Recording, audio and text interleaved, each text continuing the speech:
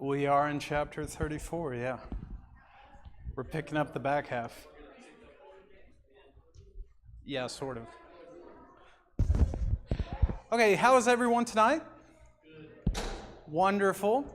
We're continuing in chapter 34 this evening. If you want to open up to that chapter, it's the same worksheet as last week, so we just didn't finish it due to a lot of the discussions. Tonight we're going to be focusing on the back half of the viewpoints of Jacob along with his sons, some of the intentions here, but also some of the things they tried to do to justify that something wrong had been done. And that's true, something wrong had been done. It's just the way they went about doing it is where the lesson really kind of leaves itself. Calvin. On the OBS thing, can you click the PowerPoint thing and select the right input is what I'm asking. Do you know what I'm asking when I say that? Go to the next one over, the next column to the right. Oh. Yeah, double click where it says PowerPoint. There should be a little box that opens. Change it to Microsoft PowerPoint Wednesday. I don't think you clicked the right thing. There should be a different one, or maybe video input. It's on Wednesday service.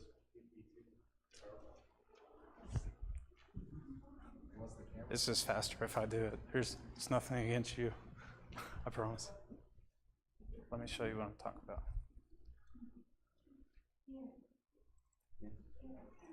Oh, refresh it. That's what you got. Yeah. Okay, so we'll begin with a word of prayer, and then we will go ahead and get into our lesson tonight. We do we need to keep Regina in our prayers. She did have her other eye done for the cataracts. Everything went well. Her and Lum are home tonight, so if y'all are watching, we miss you. It's just David over here. That's not good. But no, we'll ask Brother David if he can lead us in prayer.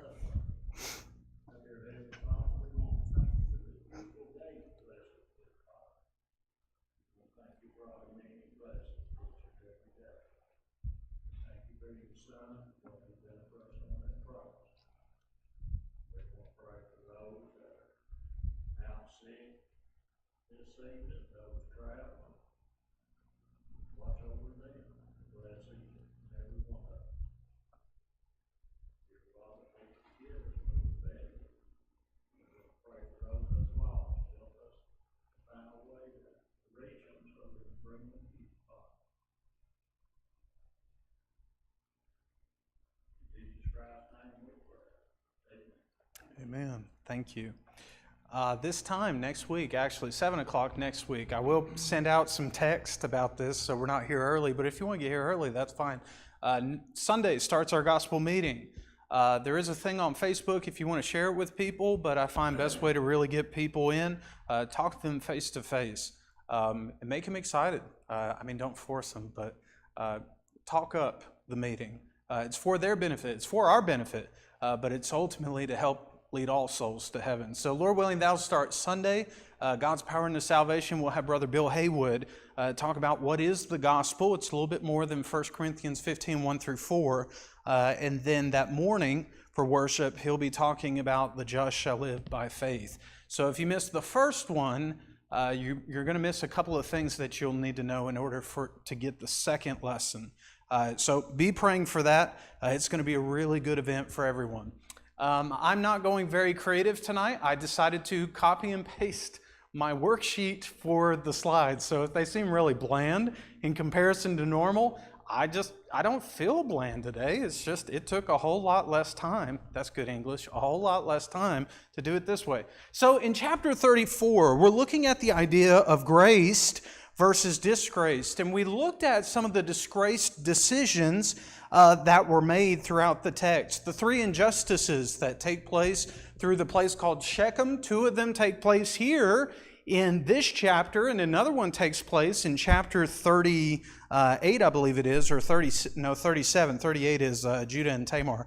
37 with the injustice that's done to Joseph in the same place. And we talked about the idea of violation and what that can mean in the Hebrew text. And this is, at least according to this text, this is a violation of one's free will. This is not a matter of Dinah was out of line, even though it does bring up the question, why did she go out alone in a place full of strangers? It doesn't seem like there's just a one answer to this. And if somebody wants to rebuttal with, well, why in the world are you blaming Dinah? Well, would you go out into a place you don't know anybody, and you're not even going to do any kind of protective measures to help ensure that nothing bad will happen to you? I'm thinking there is a case of immaturity on her part in the beginning of this. So we looked at some of those words, and we looked at the idea that this is really connected to the same idea, at least in the beginning with Shechem. Amnon had lust toward his sister, and that's kind of how it began with Shechem towards Dinah, but then that did turn into more of a romantic relationship. In fact, using the same word that he clung to her, as Hannah would say to Jacob, it's that same word we find in Genesis chapter 2, where a husband is to cling to, or a wife is to cling to, their spouse. And that is the word that's used here for how Shechem felt towards Tamar. Now, we started getting into the responses through this, and I do want to notice this, because the question or the statement will come up that Jacob should have done more through this text. Well, I mean, whether you were in Jacob's shoes, or Dinah's shoes, or Shechem's shoes, or the sons of Jacob's shoes, or even the men of Shechem, their shoes, the father of Shechem, his shoes, God's shoes, how are you going to approach this? There's a lot of variables in this. To say there's just one right way to go about doing this, God's way is the right way, but what is the best way to work through that with all these moving pieces? So as I look at this text, there's a few things that I notice about Jacob. I want you to notice in chapter 34, verse number 5, whenever Hamor had talked to Jacob, it would say Jacob heard that he had defiled Dinah, his daughters. Now his sons were with his livestock in the field, so Jacob held his peace until they came. I wonder if he was waiting to see how would they respond. Maybe they might give some insight or an idea of how to go about doing this. And that is kind of what happens, because they're the ones that propose, hey, we can't have anybody related in our family unless they are circumcised. So if you're going to marry Dinah, you have to be circumcised. In fact, if your daughters are going to marry any of us, the whole community has to be circumcised, the males. And if that doesn't happen, then you can't have Dinah. Well, he agrees to that. So number one, he did not make a judgment in haste. That does not make him a bad person for not responding on the fly. I want you to think back in your life. How many times did you make immediate decisions and then realize, oh, I should have waited before I made a decision on this. This could have turned out very differently. Jacob waits to see maybe there's more to this, because the man's trying to do right, even though he had done a grave wrong. And of course, it is his daughter that had been done the injustice. So as a father trying to protect his daughter that had been violated, how do you go about doing this when the guy's trying to make things right? I think he's trying to weigh all of those variables. Number two, when you look at verse number 8 through 10, when the sons present the decision or a possible solution, he did not make haste to decide. So he's weighing his options. Notice in verse number 8, Hamor spoke with them, saying, the soul of my son Shechem longs for your daughter. Please give her to him as a wife, and make marriages with us. Give your daughters to us, and take our daughters to yourselves. So you shall dwell with us in the land before you. Dwell and trade in it, and acquire possessions for yourselves in it. It is, I don't know if this came to Jacob's mind, but if you flip back to Genesis 28 and you look at when Rebekah and Isaac were pleading with Jacob to take a daughter from someone who was related to them, I wonder if Jacob maybe was considering that in this transaction. Sounds really good. We're strangers in this land. We have nowhere else to go. He just came from a conniving, manipulating father-in-law, and he's going to try to go and marry people up there? No, no, no. If he did that to me, he's going to do that to my sons too. So there's plausible possibilities that's running through Jacob's mind, but he didn't say yes or no to this yet. Number three, it would say the violator himself spoke to Jacob, which is a big deal on the character of Shechem. Yet he still made no haste in the decision. He didn't allow his emotions to take control here. Genesis 34, verse 11 and 12, Shechem said to her father and her brothers, and that be Dinah's father and Dinah's brothers, let me find favor, some translations have, let me find grace in your eyes, and whatever you say to me, I will give. Ask me ever so much dowry and gift, and I will give according to what you say to me, but please give me the young woman as a wife. Generally, when we talk about grace, how do we define grace?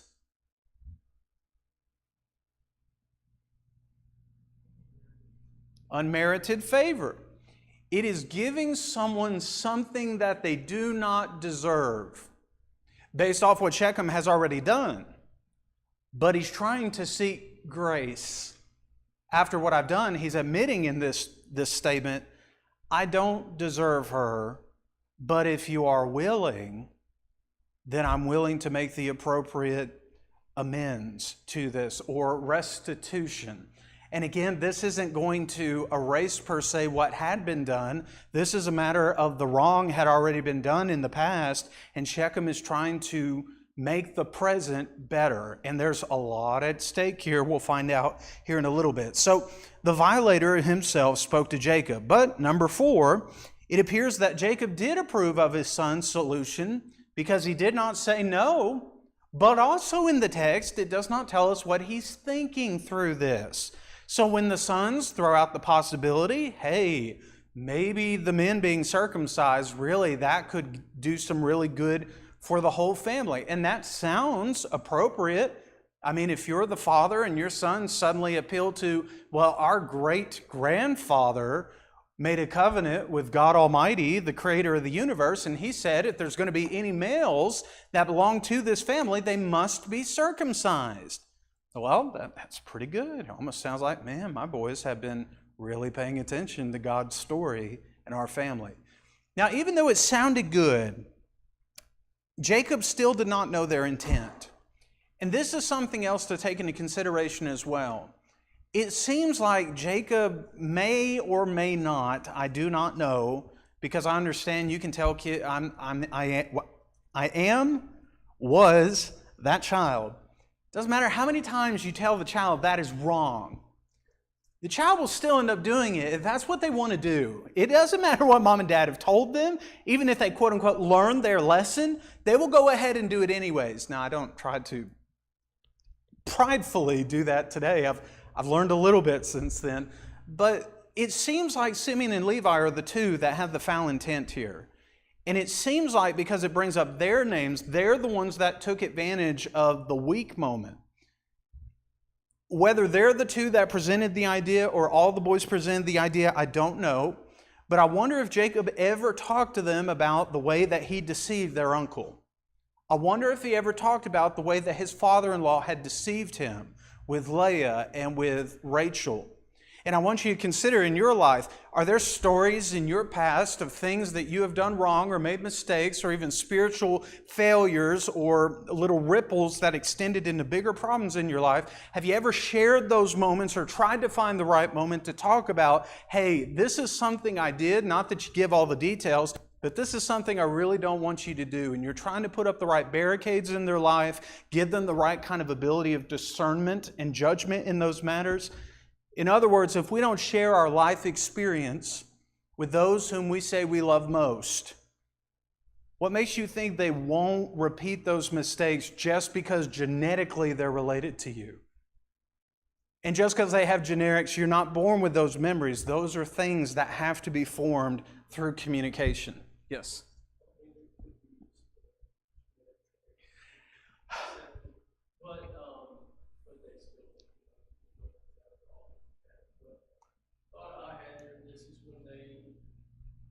What do you think God's thoughts were about them recommending them be circumcised, which is only supposed to be for the Israelites?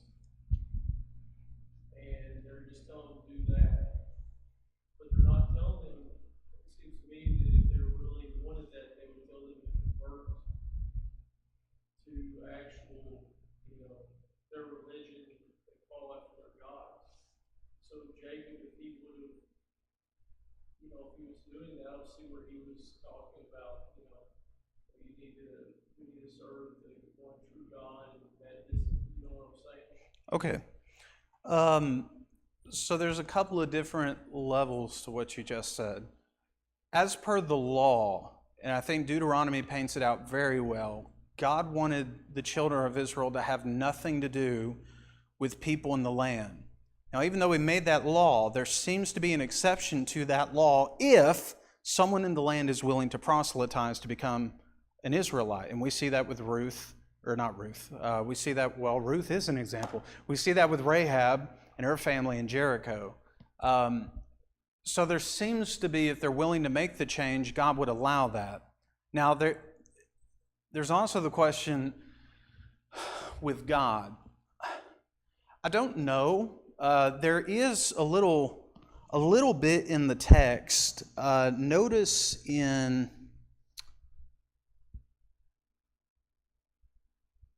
verse 13. And this kind of goes back to a statement that Jacob made last week about pain, evil, suffering. The story hints at that when the sons of Jacob answered Shechem and Hamor his father, they spoke deceitfully. Do you think God already knew before you even did it any of the wrongs you would ever do? Okay, why didn't God stop that? Don't know. I mean, we could appeal to God doesn't interact that way or think. I think this is more of showing a shortcoming, and this kind of goes into our conversation last week. At what point does one take judgment into their hands on independent level versus on a government level? And when you look at Romans 12, the end of it, do not repay evil for evil, but good for evil. In fact, even earlier in that text, before verse 21, it emphasizes, let God be the one who exacts vengeance. So in other words, can God make something good, Romans 8:28, come out of something that is just a terrible, horrific incident that happens in your life and make all things work together for good? And the answer would have to be yes. But it seems like the Holy Spirit is indicating, Simeon and Levi could have made the choice not to do this. Why didn't God smite Simeon and Levi? I think it goes back to our pain, evil, suffering answer. I think God trusts the decisions of man.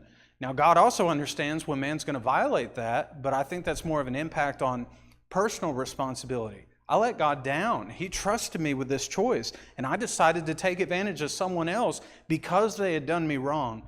So it could have been an amplified version of Genesis 4 maybe. Look, sin knocks at the door, its desire is for you, but you shouldn't do this. And maybe they knew the story of Cain. I don't know. I would think they would, but I don't know. It just seems, it doesn't really give us God's perspective, but there's some hints thrown in there where it seems like, I don't know. That's where it starts to get in the complex thing, because there's so many possible things they could have been thinking, or maybe we haven't even stated what they were thinking. But it does seem like anger and vengeance was theirs, because even the last statement they make to Jacob, should he treat our sister like a harlot? I think vengeance was definitely on their mind. I guess the more I saw that though is, do you think it was something that Jacob should not even allow or agree to, because that's almost supposed to be for the Israelite people?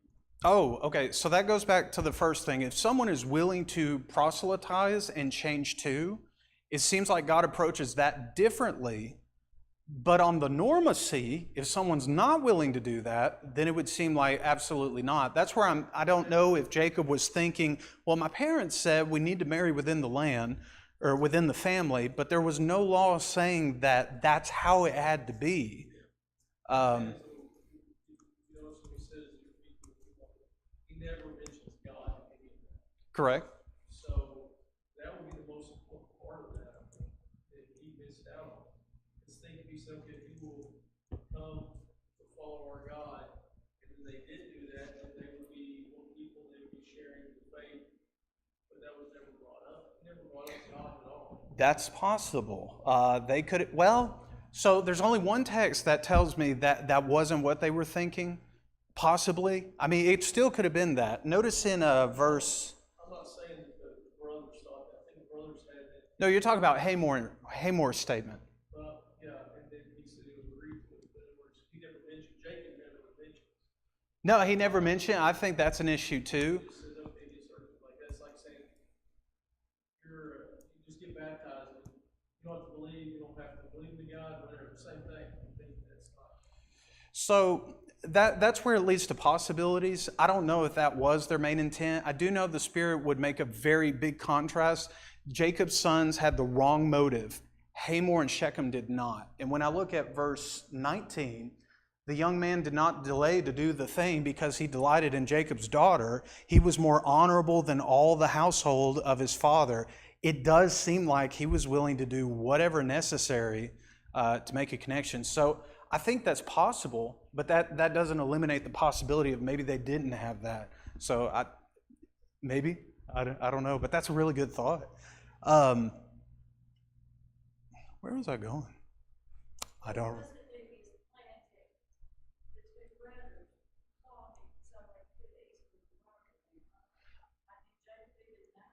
Jacob didn't know their intent, and that was the point of number 4. It seems like he approved of the solution, and even the men, they said, yeah, this is great, but didn't know their intent. But also with that, well, no, because it mentions when they said this, they had deceitful motives. So yeah, it does seem like they're the two that brought this up, but it doesn't tell us until later on the 3rd day that Simeon and Levi are the ones who went out and killed him. So they were definitely in the wrong, possible good solution, but they had the wrong intent in giving that solution. So you can give someone the right answer, but you can have the wrong attitude about it, and then there's repercussions that follow after that. But we'll talk about that with forgiveness here in a little bit, but you're right. Yeah.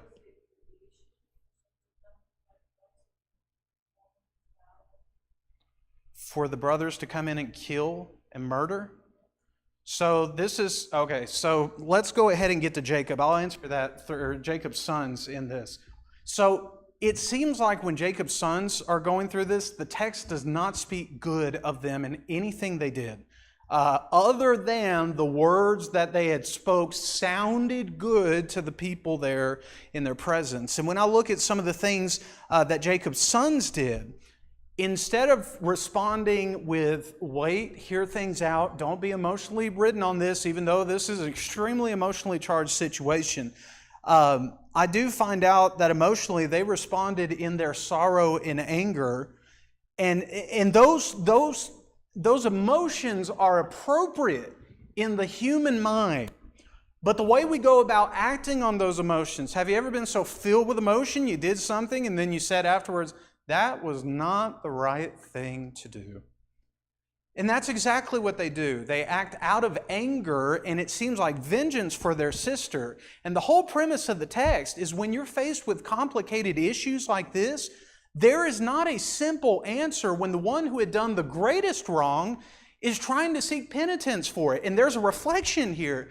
When you think on your life and what you have done in your sins, what are you willing to give so that God would be willing to forgive you? I think you'd have the same response as Shechem. I've done this great atrocity. I'm the one who murdered Jesus. I'm the one who put him on the cross. Lord, I'm willing to do anything it takes to make this wrong and be forgiven of it. I will do whatever it takes. So spiritual murder is also something, spiritual rape, if we want to call it that. And the Old Testament does emphasize that Israel become a harlot. Was it possible that the New Testament Christian can become a spiritual harlot and fall into false doctrines, false teachings, fall in love with what they think is a beautiful woman, but once she turns the face, oh, okay, and we try to go the other way? I mean, I think that's something to consider here, but the way they went about this, the text does not speak good.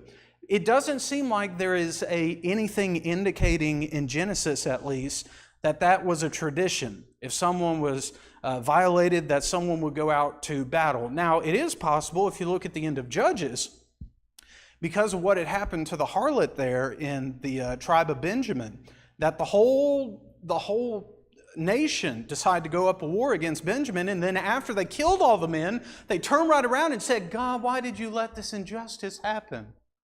You're the ones who did it, dummies. What are you coming to me for? You're the ones who just about wiped out a whole tribe. So it's taking action and then turning around and saying to God, but God, why didn't you? So I can feel justified or vindicated when I take matters into my own hands, and that's okay when I do the wrong. But it's not okay if other people go about doing it because they did blah, blah, blah, blah, blah. And it goes into an issue of forgiveness and giving grace to others. So there's nothing culturally that indicates that is the case, but I do think it would be unwise to dismiss the emotionally charged aspect of Simeon and Levi. In fact, as we look through some of the things that they do, in that they were, seeking an agreement, deceit, they deceived them. It's that same word that's used when it talks about Isaac deceiving Jacob. So again, did Jacob even talk about that he deceived his grandpa? Did Jacob tell his sons that he deceived their grandpa, but his father? There we go. I think some things could have been avoided if he would have talked about, look, there are times you need to be a man. And there are times you can joke around, but there are times where joking is inappropriate. And I don't think he had that conversation with them. Or again, maybe they were just so stubborn they didn't listen to it. So as I look at going through this, Shechem, in his pains, Levi and Simeon take matters into their own hands. And it uses these words when it talks about that they killed them. Literally, it translates into this, that they murdered all the males. Okay, I can kill time. That's not necessarily a bad thing. I can kill a chicken. And we're going to presume it's not like a Mike Myers issue and I have a greater problem down the road. But if I kill someone and take their life, whether prompted or not, and I'm not, okay, that's going to go into a special case study. Look at Ezekiel, or in your time of looking at self-defense in the home, look at Exodus 22, 2 through 4 sometime, and see if maybe there is not a principle about when one would kill a thief who broke in at night is not held accountable for killing the thief because they could not see them, but then they were held accountable for murder when they could see the thief breaking in the daytime. I think different situations call for different kind of actions. And that principle there in the law says you need to take those things into consideration very carefully before, even on a life or death basis, there are still right and wrong ways to go about doing things. Where that line is, I think the Old Testament law does give principles to keep in mind, but we also need to keep in mind the New Testament principles, and we'll talk about that here in a second. So it uses the word that they murdered them, and also they didn't just murder them because Shechem had defiled Dinah, so he's already killed Shechem. Notice what else it says that they did. It would say in verse number 27, the sons of Jacob came upon the slain, plundered the city because their sister had been defiled. They took their sheep, their oxen, their donkeys, all that was in the city and the field, their wealth, their little ones, and their wives they took captive, and they plundered even all that was in the houses. One woman, this starts to sound like the battle at Troy. for some reason. One woman, and that justifies killing all the males in the city, taking everything from the city, demolishing the city, and that's our God fighting for us. No, this is where the ripples and the ricochets of being unwilling to forgive, and I would even say in the messy process of granting grace. I think there's times where we really want to punch people in the face, but then we wonder, that's probably not what God wants me to do here, but I really want to. They weren't willing to practice self-control. And this is something to note, Jacob is much older in life. His sons are much younger in life. How many of those emotionally charged disgraces did you do when you were much younger and more naive? And then turned around and said, but he did, but she did, but I try to justify. I think that's what Simeon and Levi are doing here. Self-justification does not justify a wrong that has happened to quote-unquote give justice. There are certain places, and we'll say authorities, that God has put in place for that. Self-vindication is definitely what they try to take place here, and that's not good. So even in this, they try to justify, well, because he had raped our sister, treat her like a harlot. This justified all this murder, all this thievery, all this stealing. And while it is true, they were thinking about their sister in the protective act, I want you to notice what Jacob gives in response to them after they had done this atrocity. Verse 30, Jacob said to Simeon and Levi, you have troubled me by making me obnoxious among the inhabitants of the land, among the Canaanites and the Perizzites, and since I am few in number, they will gather themselves together against me and kill me. I shall be destroyed, my household and I. Does it sound like Jacob's thoughts through this indicates he did not care at all what happened to Dinah? This text does not give me an answer whether he did or did not, but seeing how he goes about working through this, I'm going to paraphrase what verse 30 does. Sons, do you realize you just caused a reason for the entire nation, whom we do not know, to turn around, look at this monstrosity you just did in the land, and now they will come and destroy us all. Why did you act this way? Their reason? Should he treat our sister like a harlot? If that truly is how he treated her, I know the rape had already been done, but he was trying to do the best thing in an extremely bad situation. They were trying to make a bad situation even worse when he was trying to make her his wife. Did he go about it the right way in the beginning? No. Was he trying to make things right? Yes. But the sons were still stuck on the past so much they said, but he did, but he did, but he did. Ever had people bring up your past and say, but you did, and I'm trying to make things better. I think that's one of the major imports here. What if I'm so unwilling to forgive and so emotionally charged in the process of this that I say in my mind and go ahead and script out, there is no forgiveness ever going to be granted, never going to forgive you, I'm going to hold this grudge against you. In other words, I start to speak really angry toward other, and I hold a grudge. I can't let it loose because I have to be vindicated. I got to do the right thing in my mind. God's not going to do anything. I'm going to do... I think that's Simeon and Levi's problem. Jacob is not saying here that he did not care about his daughter. What he was telling his sons is if we're not careful how we go about handling this, this will turn into a much worse problem. And I think he's wise in doing that. If we're not careful too, because we quote unquote feel justified in our responses to others, whether they are a Christian or not. Well, if they didn't do this, and I would have done, and as if for some reason God's not even there. I think there's some lessons to learn that maybe we become more like Simeon and Levi in trying to address and vindicate our own issues, rather than being careful how we go about doing this. Simeon and Levi are a prime example of what happens when I decide to take one's disgraced actions and I decide to disgrace it even more and rub their sins all over the problem. But I'm justified. Say it.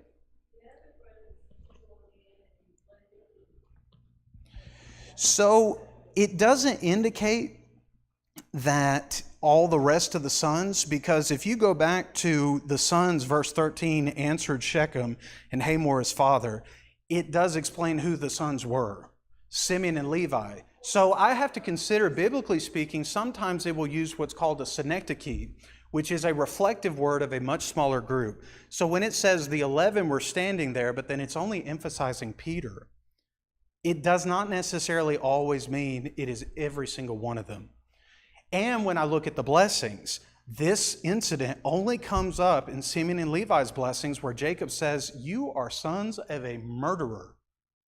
You get no blessing. So in a literary sense, it is only these two.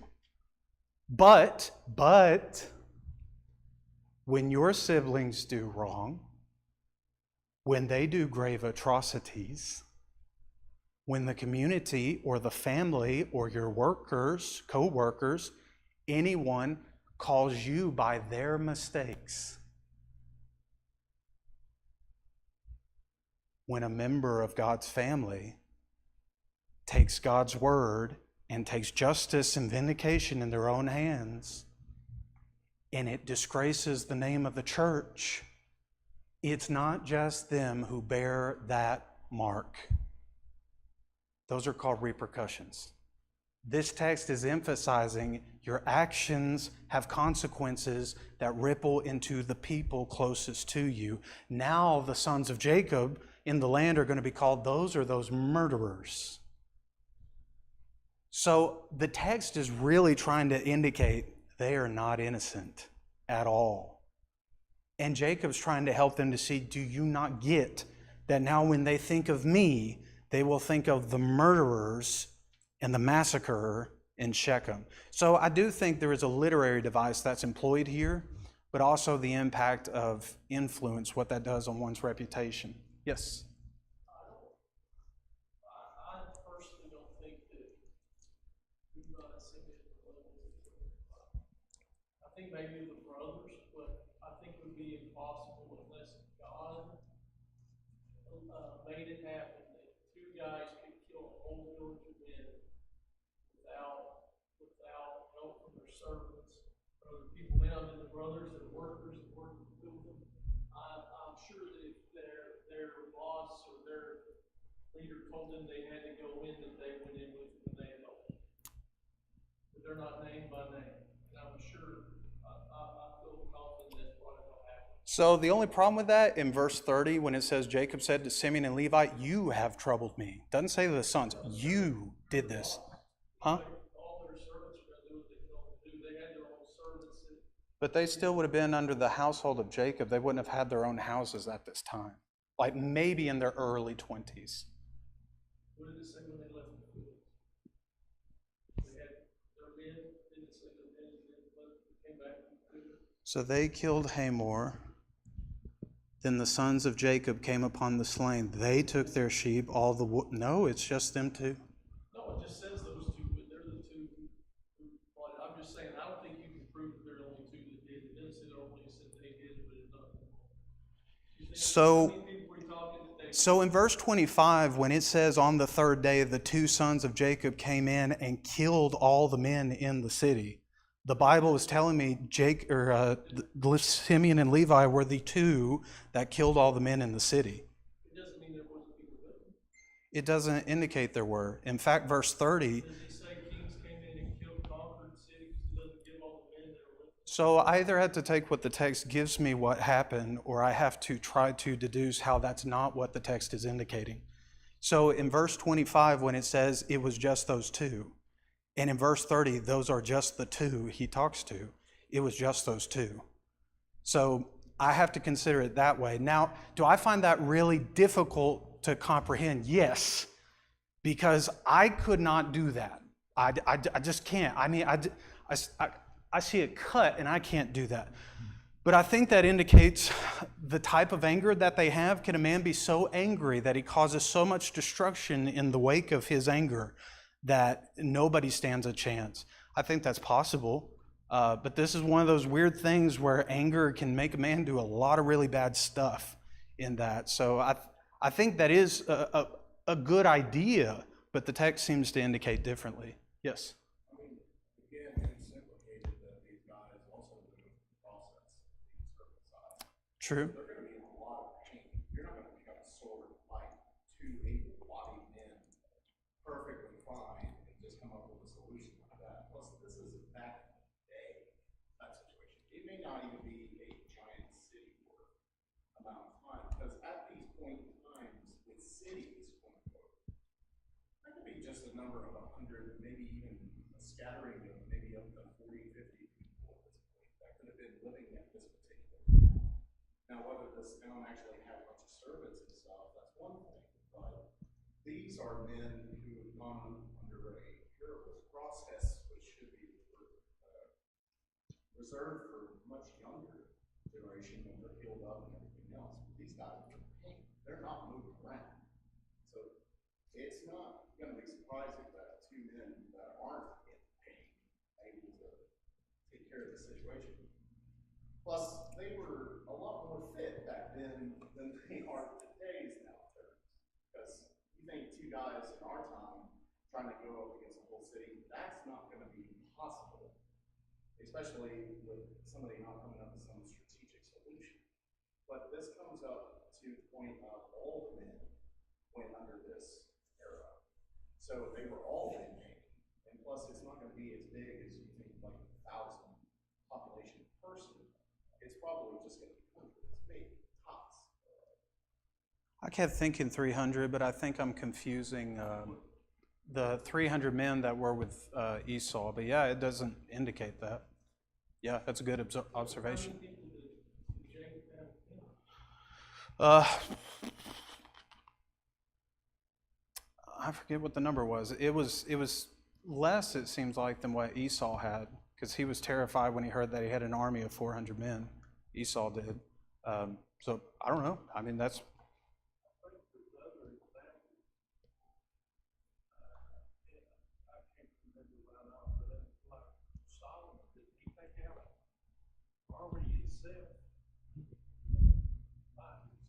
Well, I agree, but my point was that if God, I don't think, so you're either saying two men could do that, or God helped them do it, but then they're saying it's evil. So I don't think God had a hand in that. I know that God helped Israel do amazing things in the Bible and to conquer much larger people or men that could do a lot of things. There's stories all about it. They had God, even like David killing Goliath. But that was with God's help. These guys had evil intent, and we're going in to do something evil. I don't think God was with them to do that.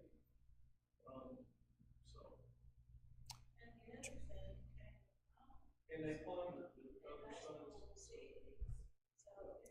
But it doesn't say the other sons, though. It just says. They said they came upon. So, okay, so if I look at verse 25, it says that the two sons of Jacob. Now, every time I read the two sons of Jacob or sons of Jacob, it's going to be in reference to those. Otherwise, Jacob would have said to his sons in verse 30, but it just says Simeon and Levi.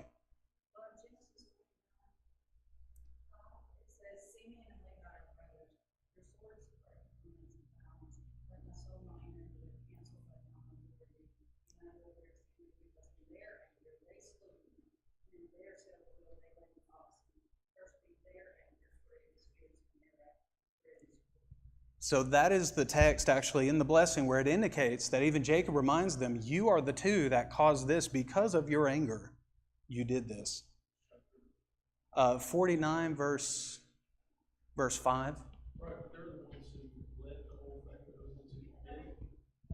So, okay, so here's what I have to end up doing if I'm going to say that it's all the sons of Jacob. I have to find a text where Jacob does not indicate, nor does the text, where Jacob indicates or where the text indicates that all the rest of the sons were included. It does indicate based off Jacob's blessing, and it does indicate based off how the text just phrases it around Simeon and Levi, it was only them two.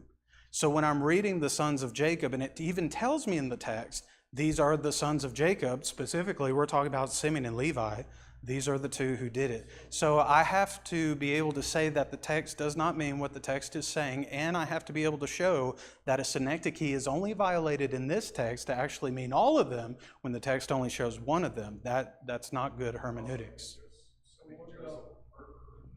Correct. It says the sons of Jacob came upon the slain. So if I look... They're already dead, they're slain, the sons came upon. The slain is already dead, that means they didn't kill them. So the first one, they killed them. Okay, so verse 25, follow this from a literary standpoint. I see the two sons of Jacob, Simeon and Levi. Each took his sword, so the his goes back to Simeon and Levi. They killed, verse 26, back to Simeon and Levi. They took Dinah from Shechem's house and went out. So, sons of Jacob, as per verse 25, that's still Simeon and Levi under consideration, came upon the slain, plundered the city because their sister had been defiled. And that's what verse 31 indicates when Jacob just talks to Simeon and Levi. Verse 28, they goes back up to verse 25, sons of Jacob, to Simeon and Levi. And verse 29, they plunder, goes back up to verse 25, telling me the sons of Jacob are Simeon and Levi. Now, if I think it ends up going to more, verse 30 should say, then Jacob said to his sons, but it says Jacob said to Simeon and Levi. So Simeon and Levi are the only two who did this, as per the text. So as I look continuing through this on what grace does and making grace-filled decisions, there are four people that are affected through this. There is the one who has been wronged, which would be Dinah. There is the one who is related, so the wrong that are affected. There is also the wrongdoer, which would be Shechem, the penitent. And there is the wronged, in other words, Simeon and Levi, the unforgiving. So how do we approach these things in a way that glorifies God? I don't have time to necessarily go through this, but if you look at the end of your page, and if you want to take a picture of this, there are senses in which forgiveness is a command through the New Testament, and it is not unnecessarily wrong, depending on the wrong that had been done. So it requires wise discernment that sometimes there are still consequences to those wrong. Philip came to me after the devotional Sunday evening, and he was talking about, Moses had done all these great things. Yet even though he had done the wrong at the rock, that one wrong had a lasting consequence, though he had forgiveness from God. He could not enter the land. A parent disciplining their child, Hebrews chapter 12, verse 6, there is still a consequence to be faced, even though the wrong has been administered and that we are trying to make things right. You look at Luke 23, the thief on the cross. Though he received forgiveness from God, guess what he still had to go through? The crucifixion. There was still a consequence to his action. Just because biblical forgiveness is granted, not all forgiveness demands there are no repercussions. Now, with that said, 2 Corinthians chapter 2 tells me that I need to be careful not to put too much sorrow on the one truly seeking to do what's right. In fact, Paul would even say, you're putting on more guilt than what I would do, and I'm an apostle. So that he not be overcome with much sorrow, you forgive the man.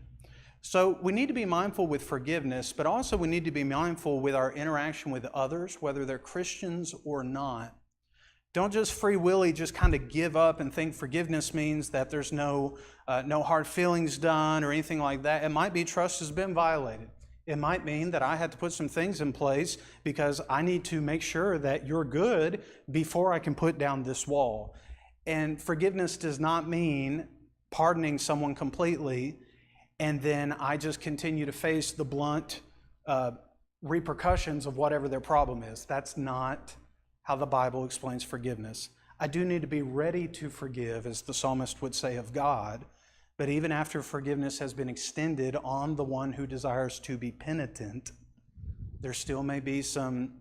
Now, don't think that there's no repercussions. The New Testament does teach there are times that is necessary and mandatory. If you do a study on Joseph and his brothers, that's actually a story of indicating, if you look at chapter 50, Joseph tells his brothers that he had forgiven them. But if you look at what they had to do to try to prove that they were sorrowful with what they did, he put them through some tests. Nothing wrong with doing that to test the genuineness of people. But again, 2 Corinthians 2, be careful how far you take that. Forgiveness is something that is given. Forgiveness is something we must give because God gives. And forgiveness is something that we must not keep from those who are desiring to change. Shechem is a prime example here of a man who did an atrocity, yet seeking forgiveness. God's own covenant people at the time took advantage of his penitence. When you consider what you and I have done to God, did God make a good choice in forgiving you? Something to think about. Thank you for your time and attention. Good discussion. I think really just keep looking through the text. It's always good to keep going back to the text to figure out certain things. But Lord willing, we'll be back here in just a few moments for the invitation.